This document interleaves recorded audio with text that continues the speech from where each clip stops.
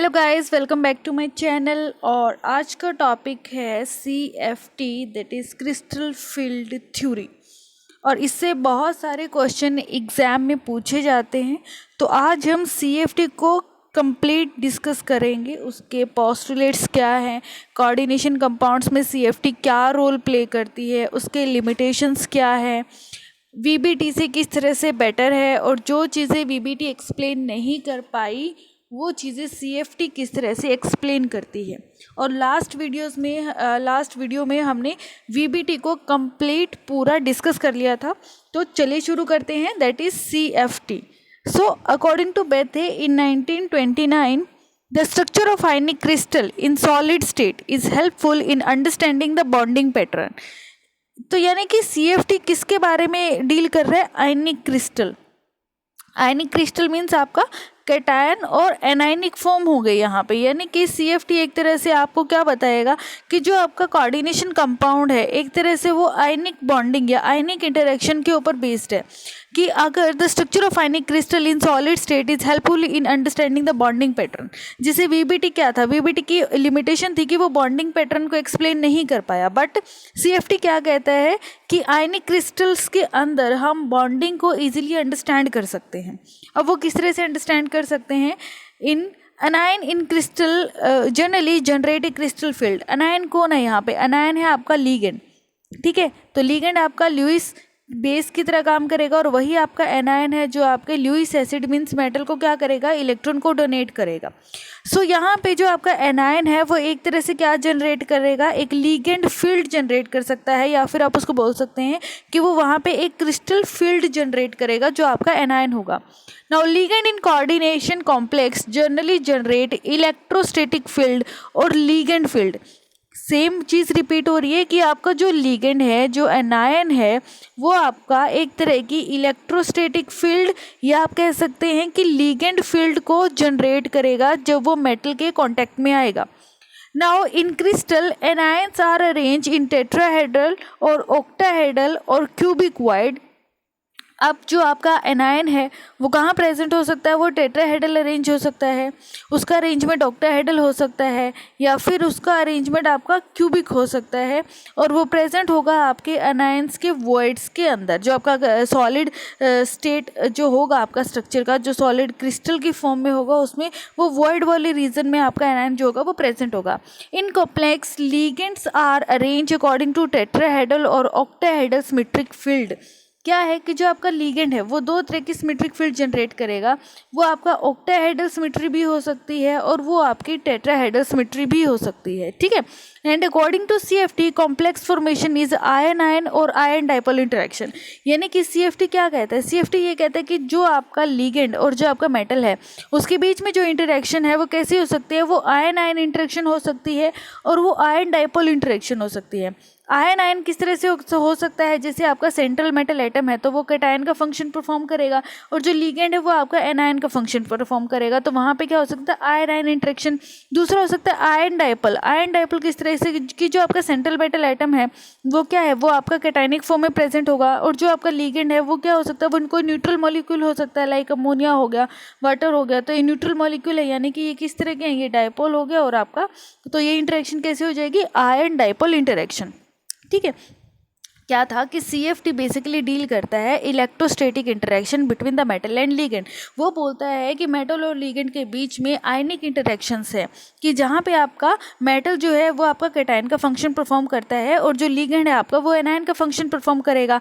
अब ligand metal के साथ जब बाइंड करता है तो वो दो तरह की सिमेट्री जनरेट कर सकता है। आइदर वो ऑक्टाहेड्रल सिमेट्री के थ्रू बाइंड करे, या फिर वो टेट्राहेड्रल सिमेट्रिक फील्ड मेटल के चारों तरफ क्रिएट करेगा, ठीक है। और इस तरह से दोनों के बीच में जो इंटरेक्शन होगी वो आपकी आयन आयन इंटरेक्शन हो सकती है, या फिर वो आपका आयन डाइपोल इंटरेक्शन हो सकता है, ठीक है। चलिए नेक्स्ट क्या है? According to CFT metal ligand interaction are purely ionic. यानी कि जो CFT है वो क्या बोलता है कि मेटल और लीगेंड के बीच में 100% आयनिक बॉन्डिंग है। यानी कि वो जो फेजान रूल होता है, फेजान रूल क्या है? जो कोवेलेंसी को डील करता है, तो फेजान रूल को कम्प्लीटली वॉलेंट करता है, ठीक है। कि उनके बीच में किसी तरह का कोवेलेंट कैरेक्टर नहीं होगा, वहाँ पे 100% आयनिक कैरेक्टर होगा। The bonding pattern in complex with metal negative charge can not be explain properly, not applicable in organometallic, ठीक है। इसका मतलब क्या है कि अगर वो आपका कोवलेंट नेचर को एक्सप्लेन नहीं कर रहा तो यहाँ पे क्या हो जाएगा आपका, जहाँ पे आपका मेटल पे नेगेटिव चार्ज आता है, तो ये चीज़ हम ऑर्गेनोमेटेली में डील करते हैं। तो मतलब अभी ये यहाँ का पैटर्न नहीं है, बस आप ये याद रखिए कि जो CFT है वो कम्प्लीटली आयनिक बॉन्डिंग को दिखाएगा, फेजान रूल को कम्प्लीटली वॉयलेट करेगा कि वहाँ पे वॉयलेशन है फेजान रूल का, कि वहाँ पे कोवलेंट करेक्टर नहीं है बल्कि मेटल और लिगेंड के बीच में इलेक्ट्रोस्टैटिक फोर्सेस ऑफ अट्रैक्शन है, यानी कि आयनिक बॉन्डिंग है। Now to understand the bonding pattern in transition metal complex according to CFT we have to focus on 2 aspect. So 2 aspect हमारे पास क्या है, first coulombic electrostatic interaction, like charge repel each other and opposite charge attract each other is the base of coulombic interaction in CFT both operate. यानी कि CFT में क्या होगा, क्योंकि CFT में क्या बोल रहा है कि आयनिक इंटरेक्शंस होंगे आपके मेटल और लिगेंड के बीच में। सो आयनिक इंटरेक्शंस में क्या होगा, आपके पास पॉजिटिव नेगेटिव दोनों तरह के चार्ज होगा। तो पॉजिटिव पॉजिटिव क्या होगा, ये हम बहुत सालों से पढ़ते आ रहे हैं कि रिपल्शंस होगा और अपोजिट चार्ज एक दूसरे को वहाँ पे अट्रैक्ट करेंगे। जैसे आपका मेटल पॉजिटिव है, लिगेंड नेगेटिव है, तो दोनों के बीच में क्या है, इलेक्ट्रोस्टैटिक इंटरेक्शन है। सो याद रखना है हमेशा पहली जो इंटरेक्शन होता है ना, फर्स्ट इंटरेक्शन हमेशा अट्रैक्टिव होती है, जो आपकी कॉम्प्लेक्स को स्टेबिलिटी की तरफ लेके जाती है। क्या बोल रहे हैं कि जब आपका मेटल पॉजिटिव और लिगेंड नेगेटिव एक दूसरे को अट्रैक्ट करेंगे तो क्या है, इलेक्ट्रोस्टैटिक फोर्स ऑफ अट्रैक्शन होगा, जिसको हम बोलते हैं प्राइमरी इंटरेक्शन। और प्राइमरी इंटरेक्शन हमेशा कैसी होती है, अट्रैक्टिव होती है। और अगर ये अट्रैक्टिव होती है तो ये मॉलिक्यूल को स्टेबिलिटी की तरफ लीड करवाता है। लेकिन उसके बाद क्या होता है कि मेटल और लिगेंड एक दूसरे के इतना ज़्यादा पास हो जाते हैं कि अब उनके बीच में इलेक्ट्रॉनिक रिपल्शन होना शुरू हो जाता है। ठीक है, और अगर उन दोनों के बीच में रिपल्शन होना शुरू हो जाएगा तो वो हो जाएगा हमारा सेकेंडरी इंटरेक्शन। यानी कि जो सेकेंडरी इंटरेक्शन होगा वो रिपल्सिव इंटरेक्शंस होगा, जो मॉलिक्यूल को डीस्टेबलाइज कर देगा। यानी कि आपका जो कॉम्प्लेक्स था, जो स्टेबल था, अब वो स्टेबिलिटी को लूज करना शुरू करेगा। और एक और चीज़ याद रखनी है कि जितना ज़्यादा प्राइमरी इंटरेक्शन होता है उतना ही ज़्यादा आपका सेकेंडरी इंटरेक्शन होता है। ठीक है, यानी कि जितनी ज़्यादा अट्रैक्शन होगी मॉलिक्यूल में स्टेबिलिटी के बाद, उतने ही ज़्यादा वहाँ पे रिपल्शंस क्रिएट हो जाएंगे। हमने क्या पढ़ा कूलम्बिक इंटरेक्शंस में कि वहाँ पे आपके प्राइमरी इलेक्ट्रोस्टैटिक इंटरेक्शंस होते हैं। अब हमने बोला कि जो प्राइमरी इंटरेक्शन होता है वो होता है मेरा अट्रैक्शन, यानी कि मेटल पॉजिटिव लिगेंड नेगेटिव के बीच में इलेक्ट्रोस्टैटिक इंटरेक्शन होगा, जो प्राइमरी, जिसको हम बोलेंगे प्राइमरी इंटरेक्शन, जो होगी हमारी अट्रैक्शन, जो मॉलिक्यूल को स्टेबिलिटी प्रोवाइड करवाएगा। उसके बाद क्या होता है कि मॉलिक्यूल एक दूसरे के इतना ज़्यादा पास आ जाते हैं कि फिर उनके बीच में इलेक्ट्रॉनिक रिपल्शन होना शुरू हो जाती है, जिसको हम बोलते हैं सेकेंडरी इंटरेक्शन, और ये मॉलिक्यूल को डीस्टेबलाइज कर देता है। ठीक है, एंड जितना ज़्यादा प्राइमरी इंटरेक्शन होगा, primary interaction directly proportional to the secondary interaction, यानी कि मॉलिक्यूल में जितना ज़्यादा अट्रैक्शन होगा उतना ही ज़्यादा आपके मॉलिक्यूल में रिपल्शन भी होगा। ठीक है, अब हमारे पास आता है शेप ऑफ डी ऑर्बिटल। ये हम 12th में बहुत बार पढ़ चुके हैं। डी में हमारे पास क्या है, 5 ऑर्बिटल हैं। सबसे पहले है DXY, DYZ, DZX, DX² - Y² and DZ²। ठीक है, सो हमें पता है DXY, DYZ, DZX। तो ये कैसे होते हैं, ये ऑर्बिटल हमारे हैं नॉन एक्सियल ऑर्बिटल, यानी कि जो लोब होते हैं वो कहाँ होते हैं, वो इन बिटवीन दी एक्सिस होंगे। ठीक है, और हमने ये भी पढ़ा था ये क्या करते हैं, ये साइडवाइज ओवरलैपिंग करके हमेशा पाई बॉन्डिंग में जाएंगे। उसके बाद हमारे पास आता है DX² - Y² एंड DZ², और ये होते हैं हमारे एक्सियल ऑर्बिटल, और एक्सियल ऑर्बिटल हमेशा हेड ऑन ओवरलैपिंग करके सिग्मा बॉन्डिंग में जाएंगे। ये हमने लास्ट वीडियो में डिस्कस कर लिया था। अकॉर्डिंग टू स्कोडिंजर अगर हम देखें तो क्या होता है कि उसने बोला कि आपके पास टोटल 6 ऑर्बिटल यहाँ पे होना चाहिए। ठीक है, बट डी के लिए एल का वैल्यू है 2, तो कैसे फाइंड आउट करेंगे, 2l + 1, सो 2 × 2 + 1 दैट इज़ 5। सो हमारे पास क्या आ जाता है यहाँ पे 5 हमारे डिपेंडेंट ऑर्बिटल आएंगे, ना कि 6।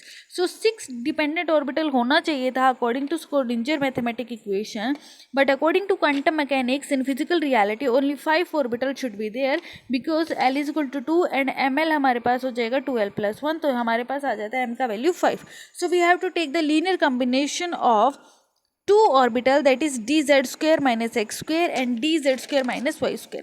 क्या होता है हमारे पास कि हमारे पास जो ऑर्बिटल है, अगर आपको यहाँ पे दिख रहा हो तो हमारे पास ये इस तरह से ऑर्बिटल्स बने हुए हैं। यहाँ पे क्या है, उसने बोला DX² - Y² होगा, DZ² - Y² होगा, या फिर DZ² एंड DX - DX², ये होगा।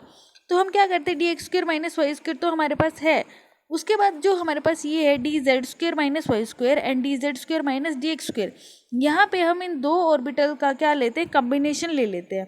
कम्बिनेशन किस तरह से कि हमारे पास जो होगा dz² - x² and dz² - y², इन दोनों का हम कम्बिनेशन लेके नया ऑर्बिटल सिंथेसाइज करेंगे, नया ऑर्बिटल बनाएंगे, दैट इज dz²। जैसे आप डायग्राम में देख सकते हैं कि दोनों का कम्बिनेशन लिया और हमने dz² वहाँ पे बनाया, ठीक है, जिसे हमारे पास xi pz है।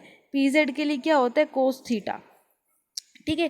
तो ऐसे यहाँ पे xi dz² के लिए वेव फंक्शन हो जाएगा 1/√2 xi dz² - x² plus xi dz² - y²। और यहाँ से हमारे पास dz² की वैल्यू हो जाएगी n 3 cos² थीटा -1। ये कई बार पूछ भी लेते हैं कि dz² के लिए वेव फंक्शन की वैल्यू क्या आएगी, that is n 3 cos² theta -1, ठीक है। सो dz orbital has twice electron density along the z axis, because ये दो के लीनियर कॉम्बिनेशन से बना है, that is why along the axis इसका जो इलेक्ट्रॉन डेंसिटी होगा वो क्या हो जाएगा, 2 गुना हो जाएगा, ठीक है, in comparison to along the x and y axis. उसके बाद हमारे पास आता है पोस्टुलेट्स ऑफ CFT। अभी तक हमने क्या पढ़ा कि CFT सिर्फ और सिर्फ आयनिक बॉन्डिंग को, प्योरली आयनिक बॉन्डिंग को प्रमोट करेगा, फैजान रूल को वायलेट करेगा और कोवेलेंसी को डील नहीं करेगा, ठीक है। और फिर हमने पढ़ा यहाँ पे कि d ऑर्बिटल्स की शेप्स कितनी होंगी, अलग अलग कितने होंगे, माना स्क्वाडिंजर के अकॉर्डिंग 6 ऑर्बिटल होने चाहिए, बट अगर हम क्वांटम मैकेनिक्स के एक्सपेक्ट से देखें तो वहाँ से हमारे पास L की वैल्यू 2 होने की वजह से हमारे पास जो ml रहता है वो 5 आ जाता है। तो हम क्या लेते हैं कि जो 2 d के ऑर्बिटल्स हैं उन दोनों का लीनियर कॉम्बिनेशन लेके एक नया ऑर्बिटल बनाते हैं, दैट इज dz², जहाँ पे z एक्सिस पे जो इलेक्ट्रॉन डेंसिटी होगी वो ट्वाइस होगी as comparison to x and y के, ठीक है।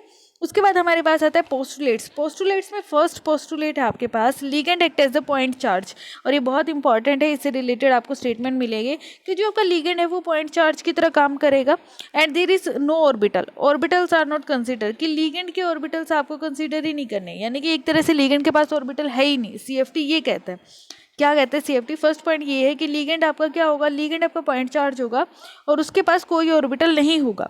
Metal centre is suppose to have proper atomic orbital, यानी कि जो आपके एटॉमिक ऑर्बिटल होंगे वो सिर्फ किसके पास होंगे, वो मेटल के पास होंगे, to interact with the ligand field, जो आपकी लिगेंड फील्ड के साथ अट्रैक्ट करेगा। और लिगेंड फील्ड दो तरह से इंटरेक्ट कर सकती है, आइदर टेट्राहेड्रली और आइदर ऑक्टाहेड्रली, ठीक है। नाउ थर्ड है electrostatic perturbation of metal d orbital electron by ligand is an important aspect of CFT। अब क्या बोले कि जो मेटल के d ऑर्बिटल होंगे और जो आपका लिगेंड की फील्ड होगी उन दोनों के बीच में किस तरह की इंटरेक्शन होगी, तो वहाँ पे होंगी आपकी प्योरली इलेक्ट्रोस्टैटिक इंटरेक्शन, ठीक है। Now the question of degeneracy. अब हमें डीजेनरेसी का मतलब क्या होता है कि आपके पास डी के 5 ऑर्बिटल है, पांचों के पास क्या है, सेम एनर्जी है। तो जहाँ पे ऑर्बिटल के पास सेम एनर्जी हो तो सेम एनर्जी के ऑर्बिटल को हम बोलते हैं degenerate orbital. So the question of degeneracy of metal D orbital in the presence of ligand dependent upon symmetry of electrostatic field of the ligand, ठीक है। तो यहाँ पे हमारे पास आता है Hamiltonian crystal field and extent of energy change depends upon the intensity of the ligand. देखिए क्या कह रहे हैं, अब उसने बोला है कि जो डीजेनरेसी है आपके मेटल डी ऑर्बिटल की वो किस पे डिपेंड करेगी, एक तरह से वो डिपेंड करेगा आपका सिमेट्री ऑफ इलेक्ट्रोस्टैटिक फील्ड। और सिमेट्री कौन जनरेट करता है, सिमेट्री जनरेट हो रही है आपके लिगेंड की वजह से। और एक्सटेंट ऑफ एनर्जी चेंज की जब वो आपका लिगेंड मेटल के साथ कंबाइन करेगा तो एनर्जी में कितना चेंज आएगा, वो डिपेंड करेगा आपकी इंटेंसिटी ऑफ द लिगेंड, यानी कि आपका लिगेंड किस तरह का है, आइदर आपका लिगेंड बहुत ज़्यादा स्ट्रॉन्ग है या फिर आपका जो लिगेंड है वो बहुत ज़्यादा वीक है, तो वो उसके ऊपर डिपेंड करेगी। यानी कि जो एनर्जी है, एनर्जी जो है वो डिपेंड करेगी आपके लिगेंड की इंटेंसिटी कितनी है, ठीक है। और जो डीजेनरेसी होगा वो डिपेंड करेगा कि आपका जो लिगेंड है वो किस तरह की सिमेट्रिक फील्ड वहाँ पे क्रिएट कर रहा है, कि वो ऑक्टाहेड्रली जुड़ रहा है या वो टेट्राहेड्रली वहाँ पे मेटल के ऑर्बिटल के साथ कंबाइन कर रहा है, ठीक है। नेक्स्ट हमारे पास है property of metal complex are explain on the basis of change happening in the d orbital. अब आपके मेटल कॉम्प्लेक्सेस में किस तरह की प्रॉपर्टी आएंगी वो डिपेंड करेगा कि जब मेटल और लिगेंड आपस में कंबाइन कर रहे हैं उस टाइम पे उनके बीच में किस तरह की बॉन्डिंग हुई है या वहाँ पे किस तरह के चेंजेस क्रिएट हुए हैं, ठीक है। तो अभी तक क्या पढ़ा हमने, पोस्टुलेट में क्या था कि लिगेंड को अपने पॉइंट चार्ज कंसीडर करना है और लिगेंड के पास अपना कोई ऑर्बिटल नहीं होगा, मेटल के ऑर्बिटल होंगे जो लिगेंड के थ्रू जो फील्ड जनरेट होगी उसके साथ वो कंबाइन करेंगे, दोनों के बीच में इलेक्ट्रोस्टैटिक इंटरेक्शन होगी प्योरली। फिर हमने बोला कि जो डीजेनरेसी का क्वेश्चन है वो डिपेंड करेगा सिमेट्रिक फील्ड पे कि आपका जो लिगेंड है वो किस तरह की सिमेट्री जनरेट कर रहा है। एक्सटेंट ऑफ एनर्जी डिपेंड करेगी आपके इंटेंसिटी ऑफ लिगेंड पे, आपका लिगेंड क्या है, बहुत ज़्यादा स्ट्रॉन्ग है या फिर वीक लिगेंड है, ठीक है।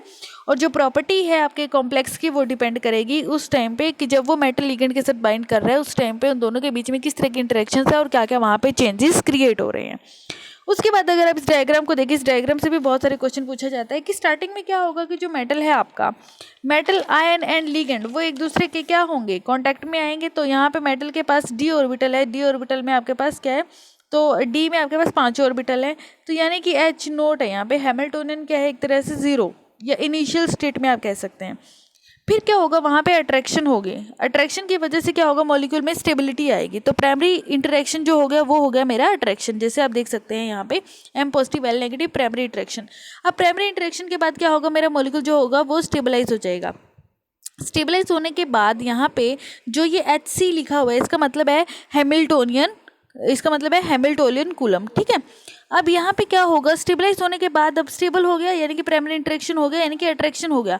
अब अट्रैक्शन के बाद क्या होगा, रिपल्शन, क्योंकि मॉलिक्यूल एक दूसरे के बिल्कुल पास पास आ जाएंगे तो अब होगा मेरा रिपल्शन, रिपल्शन की वजह से मॉलिक्यूल मेरा हो जाएगा डीस्टेबलाइज।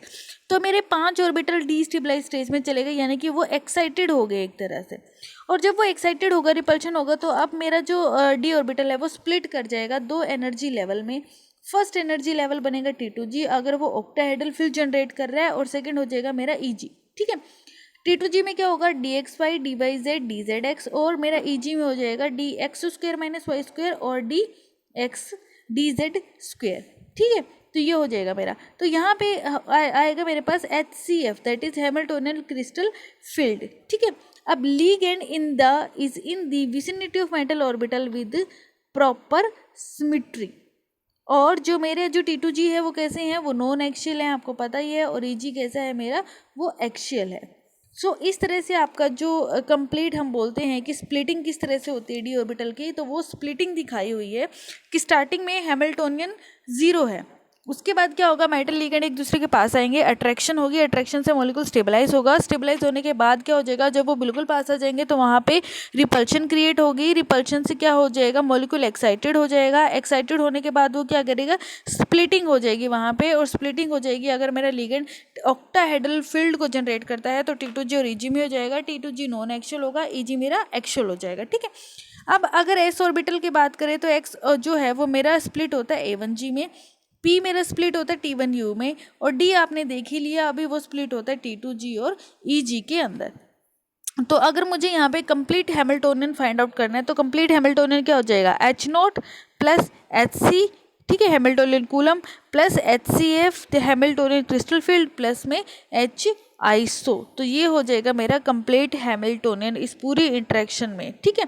उसके बाद हम अगर देखते हैं, ये लाइन बहुत बार पूछी जाती है कि अगर आप 3D सीरीज़ की बात करते हैं, 3D ट्रांजिशन मेटल की अगर आप बात करते हैं तो उस केस में जो मेरा हैमिल्टोनियन क्रिस्टल फील्ड है वो बहुत ज़्यादा हो जाती है मेरी हैमिल्टोनियन आइसो से, ठीक है। यानी कि एक तरह से हैमिल्टोनियन आइसो जो है वो नेगलेक्टेड होता है आपका 3D के अंदर, ठीक है, ये याद रखना आपने, H iso is neglected in 3D series, वहाँ पे सिर्फ HCF जो होगा वो ग्रेटर अमाउंट में होगा। अब आपको इस तरह से ये जो डायग्राम दिखाया हुआ है ये बता रहा है कि आपको अगर आपके ऑर्बिटल के चारों तरफ बहुत ज़्यादा सिमेट्री है, अगर सिमेट्रिक ऑर्बिटल होगा आपका तो वो सिर्फ क्या करेगा, वो एक्साइट करेगा ओनली, वो स्प्लिटिंग वहाँ पे नहीं होगी, ठीक है। जिसे आपके सब पहले सबसे दिखाया हुआ है नॉन एक्शियल ऑर्बिटल है, फिर आपके दिखाया हुआ है साइड में एक्शियल ऑर्बिटल है। तो यहाँ पे सिमेट्रिक फील्ड अगर जनरेट होगा तो सिमेट्रिक फील्ड में सिर्फ आपका जो ऑर्बिटल है वो सिर्फ एक्साइट होंगे, वहाँ पे स्प्लिटिंग नहीं जनरेट होगा। लेकिन अगर आपके ऑर्बिटल के चारों तरफ आपका क्या है कि जो सिमेट्री है वो सिमेट्री प्रेजेंट नहीं है, तो उस केस में क्या होगा, वहाँ पे स्प्लिटिंग हो जाएगी, ठीक है। Spherical symmetry only excitation no splitting. तो अगर आप इन ऑर्बिटल को देखें तो यहाँ पे क्या है, एक सिमेट्री है आपके ऑर्बिटल के बाहर, तो दैट इज़ वाई यहाँ पे जो आपका ऑर्बिटल है वो सिर्फ और सिर्फ क्या करेंगे, एक्साइट करेंगे, यहाँ पे स्प्लिटिंग जो है इस केस में वो पॉसिबल नहीं होगी। स्प्लिटिंग कब होगी, जब यहाँ पे नॉन सिमेट्री होगी आपके चारों तरफ, यानी कि सिमेट्री नहीं होना चाहिए, ठीक है। उसके बाद अगर हम देखें effect of electrostatic field on atomic orbital of metal, क्या किस चीज़ का इफेक्ट पढ़ रहे हैं हम, effect of electrostatic field. And electrostatic field कौन जनरेट कर रहा है, वो जनरेट कर रहा है आपका लिगेंड। और इसका इफेक्ट हमने देखना है एटॉमिक ऑर्बिटल ऑफ मेटल, कि मेटल के एटॉमिक ऑर्बिटल पे, डी ऑर्बिटल पे लिगेंड की इलेक्ट्रोस्टैटिक फील्ड का क्या इफेक्ट पड़ता है। सो एस ऑर्बिटल हमें पता है कि स्पेरिकल होता है, तो वो equally affected by the ligand in all direction. P, D और एफ की अगर हम बात करें, अगर मेरा स्पेरिकल सिमेट्री है, देखिए अगर मेरा सिमेट्रिकल है बिल्कुल, तो यहाँ पे क्या होगा, यहाँ पे वो डीजनरेट ही रहेगा, यानी कि वो सिर्फ एक्साइट होगा, वो स्प्लिटिंग वहाँ पे नहीं होगी आपकी, ठीक है, ये याद रखना है। लेकिन अगर हम यहाँ पे क्या करते हैं, अनसिमेट्रिकल फील्ड अगर वहाँ पे जनरेट कर रहा है आपका लिगेंड, अनसिमेट्रिकल फील्ड में क्या हो जाएगी, वहाँ पे स्प्लिटिंग हो जाएगी। जैसे P है वो स्प्लिट कर जाएगा, D है वो स्प्लिट कर जाएगा, P आपका T1U में स्प्लिट कर जाएगा, D आपका T2G में स्प्लिट कर जाएगा, और F के जो ऑर्बिटल हैं वो भी क्या कर जाएंगे, आपके स्प्लिट कर जाएंगे, ठीक है, on the basis of symmetry corresponding to crystal field, ठीक है। तो वहाँ पे क्या हो जाएगा, वहाँ पे स्प्लिटिंग हो जाएगी। अब जैसे पी ऑर्बिटल की स्प्लिटिंग दिखा रहा है ये स्क्वायर प्लेनर कॉम्प्लेक्स में, ये वैसे भी आपको याद ही रखना है, मतलब इस तरह से याद नहीं रखना, जैसे हमने पढ़ा था स्क्वायर प्लेनर में क्या होगा, sp2d होगा।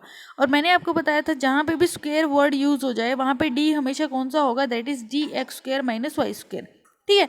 और p यहाँ पे कौन होगी, क्योंकि dx² - y² क्या है, कैसा है, एक्शियल है, तो p2 यहाँ पे हो जाएगा px एंड पी वाई, ठीक है। तो पी एक्स और पी वाई की एनर्जी ज़्यादा होगी और जो पी जेड है उसकी एनर्जी कम होगी। तो जैसे आपके पास पी के 3 ऑर्बिटल थे, तो सबसे पहला अट्रैक्शन, अट्रैक्शन से स्टेबलाइजेशन, स्टेबलाइजेशन के बाद क्या होगी, रिपल्शन, रिपल्शन से क्या हो जाएगा, सिस्टम डीस्टेबलाइज, डीस्टेबलाइज के बाद वो आपका एंटर करेगा स्क्वायर प्लेनर फील्ड में, जहाँ पे वो डिसोशिएट हो जाएगा पी एक्स और पी वाई में, और पी जेड की एनर्जी कम हो तो वो नीचे रहेगा, ठीक है। सो पी एक्स और पी वाई की एनर्जी ज़्यादा होगी, दैट इज़ वाई वो क्या करते हैं, वो बॉन्डिंग में पार्टिसिपेट करते हैं। तो स्क्वायर प्लेनर के अंदर हाइब्रिडाइजेशन क्या हो जाएगा, sp2d, ठीक है। s का हमारे पास सेम ही होता है, p का हो जाएगा px और py, और d हो जाएगा dx² - y², ठीक है। चलिए उसके बाद करते हैं 4f की। f orbitals are deep seated. जो 4f ऑर्बिटल होता है वो आपको पता है कि वो बहुत ज़्यादा डीप सीटेड होता है, दैट इज़ वाई वो लिगेंड के इलेक्ट्रोस्टैटिक फील्ड से इतना ज़्यादा अफेक्टेड नहीं होता, ठीक है। So 4f orbitals are deep seated when shielded by other electrons, so does not so much affected by electrostatic field of the ligand. 5f orbitals are relatively expanded and the split in the presence of octahedral field. ठीक है, question में पूछ लेते हैं कि 4f और 5f में splitting कहाँ पे होगी। तो 4f क्या है, बहुत ज़्यादा डीप सीटेड होगा, तो वहाँ पे लिगेंड फील्ड का ज़्यादा इफेक्ट नहीं पड़ेगा। लेकिन 5f का क्या है, यहाँ पे n की वैल्यू बढ़ने से वहाँ पे स्ट्रक्चर जो आपका रेडियाई होगा वो इंक्रीज हो जाएगा, लार्ज वैल्यू हो जाएगी रेडियाई की, तो वो बहुत ज़्यादा एक्सपेंडेड होगा। और अगर वो एक्सपेंडेड होगा तो वो लिगेंड फील्ड से जो लिगेंड जो है आपका इलेक्ट्रोस्टैटिक फील्ड जनरेट करेगा उससे अफेक्ट होगा, ठीक है। सो आपका जो 5f है वो स्प्लिटिंग शो करेगा, लेकिन जो आपका 4f है वो आपका स्प्लिटिंग कोज नहीं करेगा, ठीक है। चलिए अब हमने पढ़ना है कि वो किस तरह से होगा। तो एफ के क्या होंगे, 7 ऑर्बिटल। सो अगेन प्राइमरी में अट्रैक्शन होगा, स्टेबलाइजेशन होगा, उसके बाद रिपल्शन होगा, रिपल्शन से सिस्टम आपका डीस्टेबलाइज हो जाएगा, और फिर आएगा हमारे पास हैमिल्टोनियन क्रिस्टल फील्ड, और यहाँ से आपका एफ ऑर्बिटल किस में स्प्लिट हो जाएगा, fx³, fy³, fz³। उसके बाद हो जाएगा fx y² - z², fy में क्या होगा, z² - x², fz में हो जाएगा x² - y², और एक होगा हमारे पास fxyz, ठीक है, ये इंपॉर्टेंट है fxyz। तो ये हो गया हमारे पास f ऑर्बिटल का splitting. Now splitting of p and d orbital in linear field बहुत ज़्यादा इंपॉर्टेंट है। ये लीनियर फील्ड की बात कर रहा है। लीनियर फील्ड समझते हैं आप, जहाँ पे 180 डिग्री का एंगल होगा, कि अगर आपका लिगेंड जो है वो लीनियर फील्ड जनरेट कर रहा है, यानी कि ना तो वो ऑक्टाहेड्रल फील्ड जनरेट कर रहा है, ना ही वो टेट्राहेड्रल फील्ड जनरेट कर रहा है, वो सिर्फ लीनियर फील्ड को जनरेट करेगा। उस केस में आपका p और d का स्प्लिटिंग कैसे होगा, देखिए linear field for p orbital if ligands are approaching along ±z axis. क्या है कि लिगेंड जो है आपका वो कहाँ से अप्रोच कर रहा है, वो ±z एक्सिस से अप्रोच कर रहा है। देन p ऑर्बिटल किस में स्प्लिट हो जाएगा, p ऑर्बिटल आपका स्प्लिट हो जाएगा, ऊपर हो जाएगा आपका pz, नीचे हो जाएगा आपका px एंड py। अगर आप इसको ध्यान से देखो तो ये अपोजिट है स्क्वायर प्लेनर के, ठीक है, ऑपोजिट टू स्क्वायर प्लेनर, क्योंकि स्क्वायर प्लेनर में ऊपर क्या था, पी एक्स और पी वाई था, नीचे था पी जेड। तो लीनियर फील्ड में क्या हो जाएगी, लीनियर फील्ड में पी जो होगा वो स्क्वायर प्लेनर के अपोजिट हो जाएगा। तो आप इसको ऐसे याद रख सकते हैं कि लीनियर फील्ड के अंदर जो पी है वो स्क्वायर प्लेनर का क्या हो जाएगा, अपोजिट हो जाएगा। ठीक है, सो अगर हमने यहाँ पे अब आप अगर आप इन दोनों के बीच में इक्वली डिस्टेंस प्लॉट करें तो वहाँ पे हमारे पास एक्स और वाई आ रहा है। तो अब हमने इस एक्स और वाई का वैल्यू फाइंड आउट करना है, और ये जो टोटल गैप हो जाएगा दैट इज डेल्टा, वो हो जाएगा आपका एक्स प्लस वाई। सो जो आपका पहला पीजेड ऑर्बिटल है, एक ऑर्बिटल में मैक्सिमम 2 इलेक्ट्रॉन आ सकते हैं। ठीक है, तो एनर्जी हो जाएगी 2 ई प्लस में एक्स, ये आपने याद रखना है। नीचे जो है आपके वहाँ पे एक में 2 आ सकते हैं, तो 2 में 4 आएंगे, तो वो हो जाएगा आपका 4 ई माइनस वाई। तो यहाँ से आप क्या करेंगे, एक्स और वाई की वैल्यू को फाइंड आउट करेंगे। ठीक है, सो टोटल एनर्जी क्या है, टोटल हमारे पास 3 ऑर्बिटल हैं, तो 6 ई हमारी टोटल एनर्जी हो जाएगी। सो क्या हो जाएगा वहाँ पे 2 ई प्लस में x minus 4 e minus y is equal to 6 e. अब आप इसको सॉल्व करेंगे तो क्या हो जाएगा, 6 ई से 6 ई इस तरफ कैंसिल करें तो आपके पास वैल्यू हो जाएगी 2x minus 4y is equal to 0। तो 2x is equal to 4y, x is equal to 2y। ठीक है, तो x प्लस वाई क्या है, डेल्टा। x की वैल्यू कितनी आई है, 2y, तो 2y प्लस में y is equal to delta, तो 3y is equal to delta. तो y की वैल्यू क्या आ गई हमारे पास, डेल्टा बाई 3, या हम कह सकते हैं 1/3 डेल्टा। इसी तरह से y की वैल्यू कितनी हो जाएगी हमारे पास, 2/3 डेल्टा। ये साइड में हमने कैलकुलेट किया है, x plus y is equal to delta. x की वैल्यू क्या हो जाएगी, डेल्टा माइनस वाई। ठीक है, और y की वैल्यू कितनी आई थी, 1/3 डेल्टा। तो वैल्यू पुट करो, डेल्टा माइनस 1/3 डेल्टा, तो ये हो जाएगा 2 डेल्टा बाई 3, या आप कह सकते हैं 2/3 डेल्टा। ठीक है, जो यहाँ पे आपने ये याद रखना है कि हमारे पास लीनियर फील्ड के अंदर जो ऊपर आया पी जेड स्क्वायर प्लेनर का उल्टा, नीचे आया पी एक्स और पी वाई, वहाँ पे एक्स और वाई की वैल्यू, ठीक है, कि आपका जैसे पी जेड है, पी जेड में हमारे पास 2 इलेक्ट्रॉन आ रहे थे। सो 2 इलेक्ट्रॉन से याद रखो कि वहाँ पे 2/3 डेल्टा था, और नीचे क्या हो जाएगा 1/3 डेल्टा। ठीक है, नीचे वाला तो सेम ही है ना, ऊपर में क्या थे 2 इलेक्ट्रॉन आ रहे थे, तो याद रखो 2/3 डेल्टा, नीचे क्या हो जाएगा 1/3 डेल्टा। ठीक है, तो आप इस तरह से इसको याद रख सकते हैं। उसके बाद हमारे पास आता है जी linear field for d orbital. अब डी ऑर्बिटल में किस तरह से स्प्लिटिंग होगी, डी ऑर्बिटल में भी क्या है, आप अगर आप देखें तो अपोजिट है, क्योंकि ऑक्टाहेड्रली में डी कैसे टूटता है, डी आपका टूटता है T2G और EG में हमारे पास क्या आता है DX² माइनस वाई स्क्वायर और DZ², और T2G में हमारे पास आता है DXY DYZ DZX। ठीक है, सो यहाँ पे अगर आप देखें तो लीनियर फील्ड में जो डी ऑर्बिटल है वो आपका स्प्लिट होगा। सबसे ऊपर आपके पास आएगा DZ², उसके बाद आएगा DXZ YZ, और सबसे लास्ट में आएगा DX² minus y square and DXY। इसको याद कैसे रख सकते हैं, सिंपली है, हम क्या देख रहे हैं, लीनियर फील्ड आप एक तरह से इसको, लीनियर मतलब एक तरह से एक्सियल ही होता है। ठीक है, क्योंकि वो अलोंग द एक्सिस ही होता है आपका, आप इस तरह से याद रख सकते हैं कि लीनियर का एक तरह से मतलब क्या होता है, एक्सियल। और वो कौन सा एक्सियल है, दैट इज DZ²। अब DZ यानी कि Z वाले ऊपर आएंगे, तो सबसे पहले होगा DZ का स्क्वायर, नीचे कौन आएगा, Z वाला आएगा। Z वाला कौन है, DXZ और DYZ। ठीक है, अब बच गया कौन, DX² माइनस वाई स्क्वायर और DXY, बस हो गया याद। ठीक है, क्या है, लीनियर फील्ड में P कैसे हो रहा है, वो स्क्वायर प्लेनर का उल्टा है, और D कैसे टूट रहा है, D क्या मतलब क्या है कि एक तरह लीनियर का मतलब एक तरह से एक्सियल, और कौन सा एक्सियल, दैट इज DZ²। और अगर ऊपर DZ² है तो नीचे भी कौन से आएंगे, DZ वाले आएंगे। Z कौन सा है, XZ और YZ।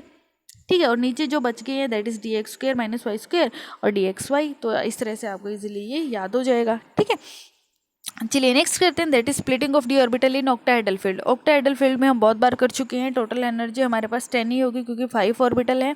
फिर हमारा जो डी ऑर्बिटल है वो स्प्लिट हो जाएगा T2G और EG के अंदर। यहाँ पे भी हमारे पास x और y होगा जिसको हमने कैलकुलेट करना होता है, और ये हम इजीली कैलकुलेट भी कर सकते हैं। ठीक है, कैलकुलेट करने का आसान तरीका है, ऊपर अगेन वही रहेगा हमारे पास E प्लस में x, नीचे क्या रहेगा E माइनस वाई। ऊपर हमारे पास 2 ऑर्बिटल हैं तो मैक्सिमम कितने इलेक्ट्रॉन आएंगे, 4। नीचे 3 ऑर्बिटल है तो मैक्सिमम इलेक्ट्रॉन आएंगे 6। ठीक है, तो अब यहाँ पे क्या होता है, एनर्जी का ऑर्डर पूछा जाता है कई बार। एनर्जी का ऑर्डर देखो सबसे ज़्यादा किसका होगा, EG का। EG सबसे ज़्यादा एनर्जी है तभी वो सबसे ऊपर गया हुआ है। ठीक है, उसके बाद हमारे पास एनर्जी किसकी होगी, एक्साइटेड स्टेट की। एक्साइटेड स्टेट आप देख सकते हैं कि ग्राउंड स्टेट को एक्साइटेड किया हैमिल्टोनियल कूलम से, तभी वो HCF में गया, कि HCF इज हैमिल्टोनियल क्रिस्टल फील्ड। ठीक है, तो वो एक्साइटेड स्टेट में चला गया। उसके बाद हमारे पास आएगा T2G, और सबसे लास्ट में आएगा हमारे पास ग्राउंड स्टेट की। ग्राउंड स्टेट की एनर्जी सबसे कम होगी। तो ये बहुत इंपॉर्टेंट है, इससे रिलेटेड क्वेश्चन आपको ज़रूर मिलेगा। तो सबसे ज़्यादा एनर्जी हो जाएगा Eg का, Eg के बाद कौन होगा, that is excited state, excited state के बाद होगा T2G, और सबसे कम एनर्जी होगी आपकी ग्राउंड स्टेट की। ठीक है, चलिए उसके बाद हमारे पास आता है x plus y equal to delta naught के इक्वल पुट करेंगे। सेम वही है कि ईजी में मैक्सिमम 4 इलेक्ट्रॉन आ सकते हैं, तो ई प्लस में एक्स प्लस में 6 आ सकते हैं आपके नीचे T2G में, तो हो जाएगा ई माइनस वाई। टोटल एनर्जी हमारे पास 10 ई थी। तो जब इसको सॉल्व करते हैं तो हमारे पास एनर्जी आ जाएगी, ये हम बहुत बार कर भी चुके हैं। तो आप इसको डायरेक्ट याद रखिए कि आपके पास 5 ऑर्बिटल होंगे, 5 ऑर्बिटल आपके स्प्लिट हो जाएंगे T2G और ईजी के अंदर। ईजी के एनर्जी ईजी के अंदर आएगा 0.6 डेल्टा नॉट, और T2G में आएगा आपका 0.4 डेल्टा नॉट।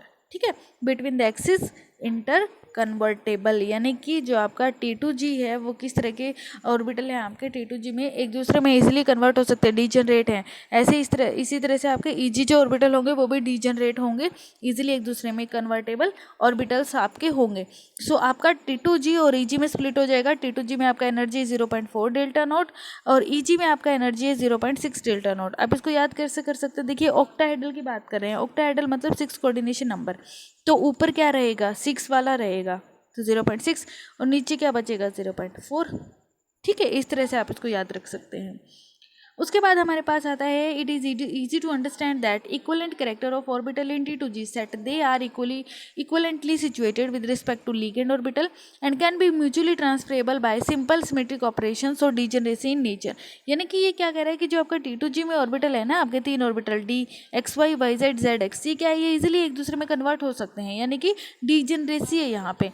लेकिन अगर हम बात करें dx² माइनस वाई² dz² की, तो Eg का सेट जो है अगर वो देखें तो वो प्रॉपर इक्विवेलेंट नहीं है, but they can not B mutually interconvertible through simple symmetric operation. However these orbital have maximum amplitude along the axis and generally have same lobe repulsion unit। क्या होता है कि यहाँ पे जो रिपल्शन यूनिट्स होते हैं ना वो सेम होते हैं, टोटल इनके बीच में 16 रिपल्शन यूनिट होती हैं, और यही रीज़न है कि उसकी वजह से जो आपका T2G है वो क्या हो जाते हैं, वो भी एक दूसरे के डीजनरेसी को शो करते हैं और interconvertible to each other. ठीक है, जिससे आपके पास है dx² माइनस वाई² में टोटल 4 लोब है। तो अगर हमने electron density directly proportional to Chi² तो हो जाएगा चौक 16, तो ये जाएगा हमारे पास 16 लोब रिपल्शन यूनिट, और यही 16 लोब रिपल्शन यूनिट आपका dz² में प्रेजेंट होगा। सो दोनों की रिपल्शन यूनिट सेम है, दैट इज़ वाई ये दोनों एक दूसरे के क्या हो जाएगी, एक दूसरे के साथ डीजनरेट होंगे और म्यूचुअली इंटरकन्वर्टेबल एक दूसरे के साथ हो जाएंगे। ठीक है, तो ये कैलकुलेट करके दिखाया हुआ है कि इस तरह से इनके बीच में 16 लोब रिपल्शन यूनिट यहाँ पे प्रेजेंट है। ठीक है, नेक्स्ट हमारे पास है यहाँ पे कंडीशन फॉर ऑर्बिटल कैलकुलेशन। ठीक है, ये dz² का वेव फंक्शन है 1/√2 xi dz², क्योंकि हमने इन दोनों का लीनियर कॉम्बिनेशन करके dz² निकाला था। ठीक है, सो dz² में 4 लोब हैं, 4 लोब वहाँ पे हैं, तो ये क्या हो जाएगा चौक 16 प्लस चौक 16 क्या होगा 64/2, तो 2। तो उसके बाद हमारे पास ये जब हम इसको सॉल्व करेंगे तो हमारे पास वैल्यू हो जाएगी 16। ठीक है, तो 16 लोब रिपल्शन यूनिट है दोनों के पास, दैट इज़ वाई वो एक दूसरे में डीजनरेट है और डीजनरेसी की वजह से म्यूचुअली इंटरकन्वर्टेबल हो जाएंगे एक दूसरे के साथ। ठीक है, उसके बाद हमारे पास आता है condition for orbital calculation to magnetic moment. देखिए ऑर्बिटल कंट्रीब्यूशन बताना है हमने मैग्नेटिक मोमेंट के अंदर, और ऑर्बिटल कंट्रीब्यूशन कब होगा ये लास्ट वीडियो में हमने डिस्कस किया था।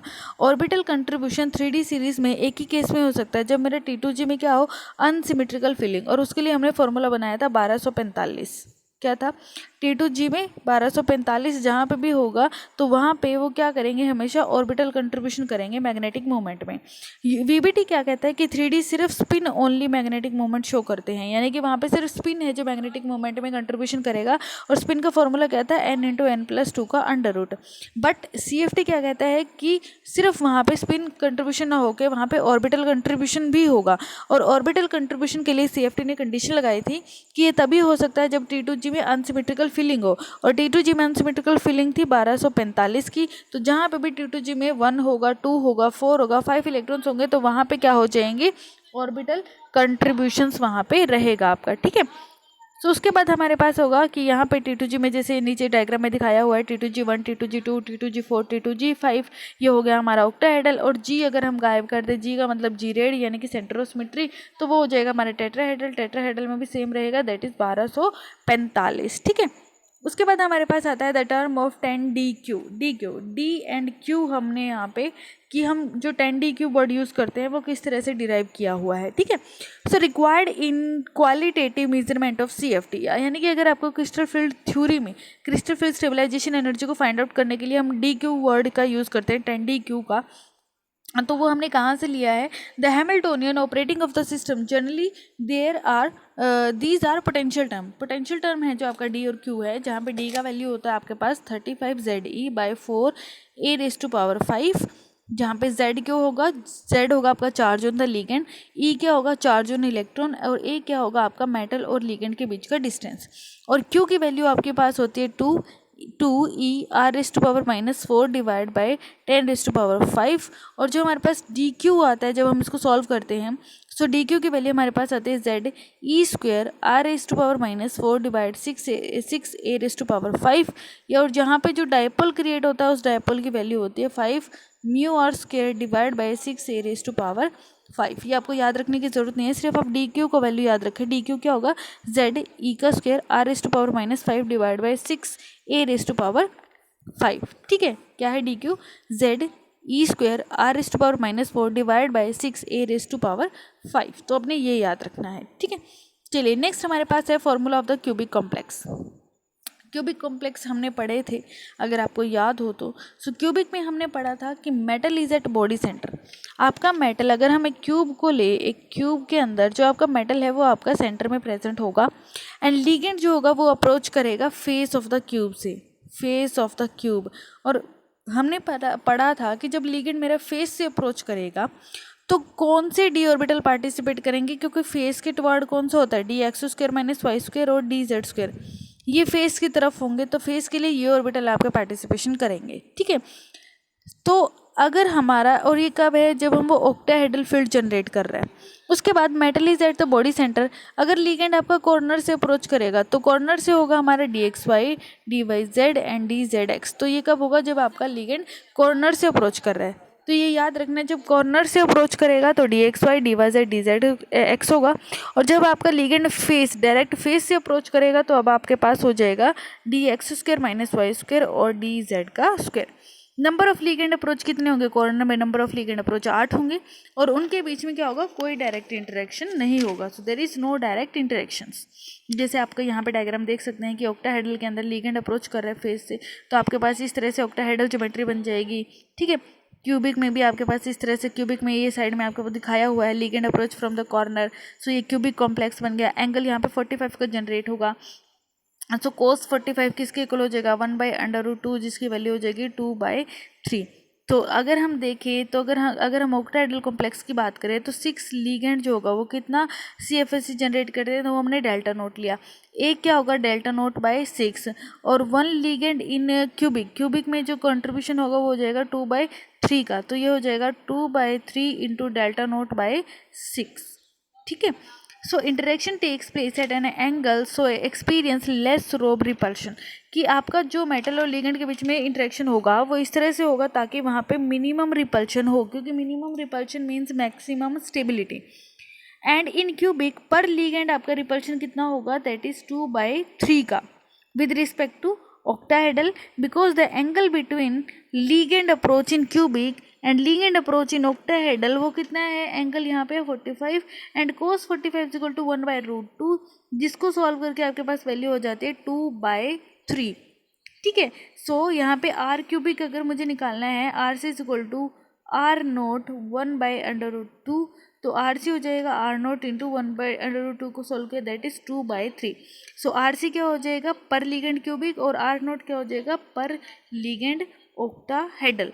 सो टोटल लिगेंड कितने होंगे, या टोटल स्प्लिटिंग एनर्जी होती है ऑक्टाहेड्रल में डेल्टा नोट, पर लिगेंड क्या हो जाएगा डेल्टा नोट बाई 6, और पर लिगेंड इन क्यूबिक में हो जाएगा, क्यूबिक में एक लिगेंड कितने 2/3, तो 2/3 इंटू डेल्टा नोट बाई 6, तो ये हो जाएगा मेरा क्यूबिक के अंदर कि किस तरह से कंट्रीब्यूशन वहाँ पे रहेगा पर लिगेंड का आपके क्यूबिक के अंदर, ठीक है। सो यहाँ पे अगर हमारे पास आता है तो 8 है हमारे पास टोटल जो लिगेंड होंगे। लिगेंड कितने अप्रोच करेंगे क्यूबिक में, 8, तो ये हो जाएगा 8 into 2/3 into delta naught by 6, तो ये हो जाएगा मेरे पास टोटल कंट्रीब्यूशन की किस तरह से होगा। और जब हम इसको सॉल्व करेंगे तो हमारे पास डेल्टा सी यानी कि जो डेल्टा क्यूबिक में है वो वैल्यू हो जाएगी 8/9 डेल्टा नॉट। और ये बहुत बार पूछ भी लेते हैं कि क्यूबिक के अंदर जो CFSE जनरेट होती है वो कितनी होती है, दैट इज़ 8/9 डेल्टा नॉट। ठीक है, कि ऑक्टाहेड्रल का 8/9 जनरेट होता है हमारे पास। ठीक है, चलिए उसके बाद होता है approaching of ligand in cubic is along the corner. Along the corner हमें पता है अलोंग द कॉर्नर में कौन होगा, DXY, YZ एंड ZX, क्योंकि ये कैसे है, नॉन एक्शियल होते हैं। ठीक है, उसके बाद जैसे अगर हमारे पास ये दिखाया हुआ है कि T2G किस तरह से स्प्लिट होगा, तो यहाँ पे क्यूबिक हमारे पास बन गया है, दैट इज नीचे हमारे पास है ऊपर हमारे पास है यहाँ पे कि जो मेरा सबसे पहले ग्राउंड स्टेट एक्साइटेड स्टेट में गया 5 ऑर्बिटल देन स्प्लिट हो गया। वो स्प्लिट हो गया हमारा किसके अंदर, EG के अंदर, EG एंड T2G। ठीक है, सो T2G जो स्प्लिटिंग है वो हमारा, अगर ये कब है, देखिए ये किसका केस बता रहा है, ये बता रहा है आपका अगर आपका वहाँ पे कॉर्नर से अप्रोच है। तो कॉर्नर से हमें पता है कि कॉर्नर से कौन से बॉन्डिंग है और कौन से ऑर्बिटल आपके बॉन्डिंग में जाता है, वो जाता है DXY, YZ और ZX। सो इनकी एनर्जी ज़्यादा होगी तो ये मेरे ऊपर आ जाएंगे, यानी कि T2G इस केस में ऊपर आ जाएगा और EG that is DX² - Y² DZ², वो क्या करेगा, वो EG में आ जाएगा, यानी कि वो नीचे आ जाएगा। लेकिन जो डेल्टा C है वो सेम रहेगा, दैट इज 8/9 डेल्टा नॉट। ठीक है, और यहाँ पे X और Y भी निकाल सकते हैं आप कि वहाँ पे 2/5 डेल्टा नोट है और यहाँ पे हो जाएगा 3/5 डेल्टा नोट, कि जहाँ पे 2 ऑर्बिटल है वहाँ पे 3 है, जहाँ पे 3 है वहाँ पे 2 है और नीचे 5 आपका कॉमन है। याद ऐसे रख सकते हैं आप कि जब आपका लिगेंड क्यूबिक के कॉर्नर से अप्रोच करेगा तो हमें पता है कॉर्नर की तरफ में DXY, YZ और ZX सबसे ज़्यादा बॉन्डिंग में पार्टिसिपेशन करते हैं, तो उनका एनर्जी ज़्यादा हो जाएगा। ठीक है, और जो EG है वो मेरा नीचे रहेगा, T2G मेरा ऊपर आ जाएगा। ठीक है, और वहाँ पे अगर हमें X और Y का वैल्यू निकालना है तो जहाँ पे 3 है वहाँ पे 2 हो जाएगा, जहाँ पे 2 है वहाँ पे 3 हो जाएगा, 2 और 3 कितने होंगे, 5, तो नीचे उनके क्या रहेगा, 5, और टोटल कितना है 8/9 डेल्टा नॉट। तो आप इस तरह से इसको याद रख सकते हैं। ठीक है, क्या बोला कि T2G में 3 है तो क्या हो जाएगी 2, और अगर EG में 2 ऑर्बिटल हैं 2 हो जाएगा तो 3, 2 और 3 5, यानी कि डिवाइड होगा 5 से और टोटल हो जाएगा 8/9 डेल्टा नॉट। और ये क्या कर रहे हैं हम, डेल्टा C यानी कि क्यूबिक की CFSE कैलकुलेशन यहाँ पे कर रहे हैं। ठीक है, टेट्राहेड्रल में आपको पता ही है, टेट्राहेड्रल में क्या हो जाएगा, नीचे हो जाएगा आपका E2, ऊपर हो जाएगा आपका T2। ठीक है, सो ये स्प्लिट हो जाएगा आपका इस तरह से E और T2 के अंदर, और जहाँ पे आपके पास वैल्यू हो जाएगी, टेट्राहेड्रल की बात कर रहे हैं तो 4 ऊपर क्या रहेगा 4 0.4 और नीचे क्या रहेगा -0.6, और डेल्टा T किसके इक्वल हो जाएगा 4/9 डेल्टा नोट के। और अगर आपको याद हो तो ये क्वेश्चन हमने DPP में डिस्कस किया था कि जहाँ पे आपने इलेक्ट्रॉनिक स्टेबलाइजेशन ऑफ CFSE की वैल्यू को अरेंज करना था, तो हमने बोला था इसको आप सॉकेट से याद कर सकते हैं, SOCT। S क्या था, square planar, O octahedral, C क्या था, क्यूबिक, और T क्या था, टेट्राहेड्रल। स्क्वायर प्लेनर में वैल्यू हमारे पास कितनी होती है, अगर आपको याद हो तो यहाँ पे स्क्वायर प्लेनर के अंदर हमारे पास वैल्यू होती है 1.75 के अराउंड। उसके बाद ऑक्टाहेड्रल में डेल्टा नोट, क्यूबिक में हो जाएगा 8/9 डेल्टा नोट, और टेट्राहेड्रल में हो जाएगा 8 का हाफ कितना हो जाएगा 4, तो 4/9 डेल्टा नोट। तो आप इस तरह से इसको याद भी कर सकते हैं। ठीक है, चलिए नेक्स्ट हमारे पास आता है ligand approach from the alternate corner of the cube. Alternate corner, total corner कितने होते हैं 8, अल्टरनेट कितने हो जाएंगे 4, यानी कि नंबर ऑफ लिगेंड उस केस में कितने होंगे 4, और ये कहाँ हो गए अल्टरनेट टेट्राहेड्रल वॉइड्स में। तो ठीक है, ये हो जाएगा टेट्राहेड्रल वॉइड्स, और इनके बीच में भी कोई डायरेक्ट इंटरेक्शन नहीं होगा। Repulsion is non axial ligand is higher than axial ligand. क्या होगा कि रिपल्शन जो नॉन एक्सियल लिगेंड है हमारे, नॉन एक्सियल कौन सा होगा, DXY, YZ, ZX, उनके केस में रिपल्शन ज़्यादा होगा as comparison to the axial ligand. So to maintain pericentric interaction now, तो ये आपके पास ऑर्डर है अगेन जो हमने अभी पढ़ा था कि वहाँ पे ऑक्टाहेड्रल है, ऑक्टाहेड्रल के बाद स्क्वायर पिरामिडल है, आफ्टर दैट हमारे पास क्या होता है स्क्वायर प्लेनर। ये एक तरह से क्या है, ये रिपल्शन ऑर्डर है। रिपल्शन ऑर्डर सबसे पहले किस में है, ऑक्टाहेड्रल, ऑक्टाहेड्रल के बाद हमारे पास है स्क्वायर पिरामिडल, और स्क्वायर पिरामिडल के बाद हमारे पास स्क्वायर प्लेनर। ठीक है, चलिए उसके बाद हमारे पास आता है crystal field splitting and crystal field stabilisation. Crystal field splitting energy, I think video बहुत लंबा हो जाएगा, so this topic we will discuss in the next video. And if you have any doubt any query तो आप comment section में बता सकते हैं. If you like this video please like comment share subscribe the channel. Also press the bell icon for more videos and updates. अभी channel नया है तो मैं आपको ज़्यादा चीज़ें प्रोवाइड नहीं कर पाऊँगी. हाँ, बस ये है कि स्टडी मटेरियल आपको पूरा प्रोवाइड किया जाएगा. डीपीपी आपकी सारी डिस्कस की जाएंगी जितनी मेरे पास है, और जितनी मुझे दूसरी अकेडमीज़ की मिलती हैं वो सारी डीपीपी हम डिस्कस करेंगे. चैनल को सपोर्ट करें, क्योंकि जितनी जल्दी आप चैनल को सपोर्ट करेंगे उतना ज़्यादा बेटर मटेरियल हम आपके पास लेके आ सकते हैं. And thank you very much कि आप वीडियो को देख रहे हैं. And all the best for your exam. Thank you.